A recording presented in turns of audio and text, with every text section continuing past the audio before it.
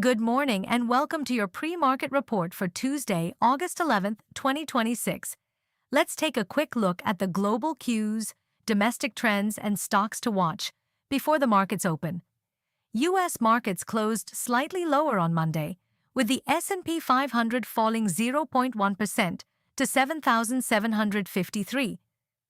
The Dow Jones declining 0.1% to 53,976.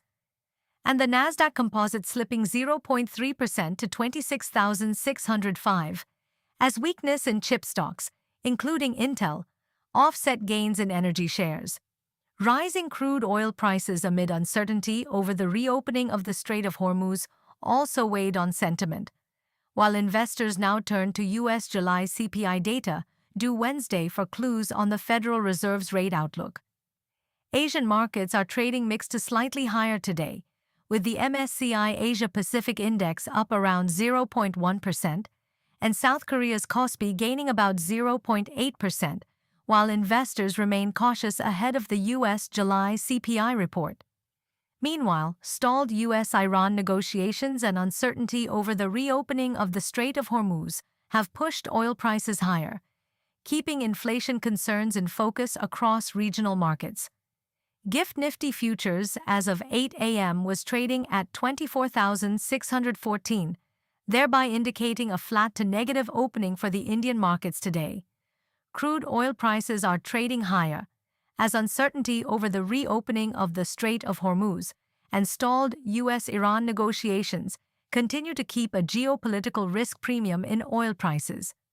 Gold prices are trading firm, supported by safe haven demand and expectations of easier U.S. monetary policy following the weaker July jobs data, while investors now await U.S. inflation data for further direction. Vodafone Idea reported a significant improvement in its first quarter performance, with loss narrowing to 3,754 crore rupees from 6,608 crore rupees, while revenue grew 6% year-on-year to 11,689 crore rupees. EBITDA increased 9.2% to 5,034 crore rupees, lifting the margin to 43.1%, supported partly by 1,611 crore rupees of exceptional gains. PC Jeweler delivered a strong Q1 performance, with net profit rising 37.2% year-on-year to 222.2 crore rupees, while revenue jumped 21% to 877 crore rupees. The growth reflects healthy demand and improved operating performance during the quarter. Lupin has received US FDA approval for sodium zirconium cyclosilicate for oral suspension, a generic equivalent to AstraZeneca's Localme used for treating hyperkalemia in adults. The product had estimated U.S. annual sales of $568 million, according to IQVIA data for June 2026, providing Lupin with an opportunity to expand its presence in the U.S. market. Following a negative handover from a lower U.S. close, as well as higher crude prices, Nifty is expected to open with a negative bias today. Levels may be kept the same as what we mentioned yesterday evening, with supports being at 24,525 followed by 24,425, while resistances may be placed at 24,610 followed by 24,710. The negative bias may be expected to continue if crude prices rise further. However, the general trend may be expected to remain sideways.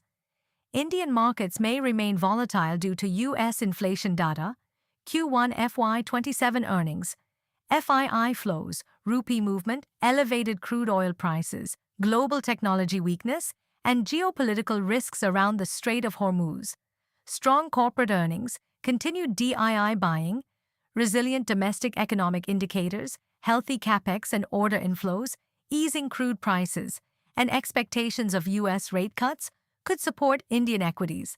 Yesterday, foreign institutional investors were net buyers of about 1,975 crore rupees, while domestic institutional investors were net sellers of around 1,290 crore rupees. That's your market snapshot for India on August 11, 2026. As always, don't forget to like, subscribe, and hit the bell icon for stock market related updates. Wishing you a focused and profitable trading session ahead.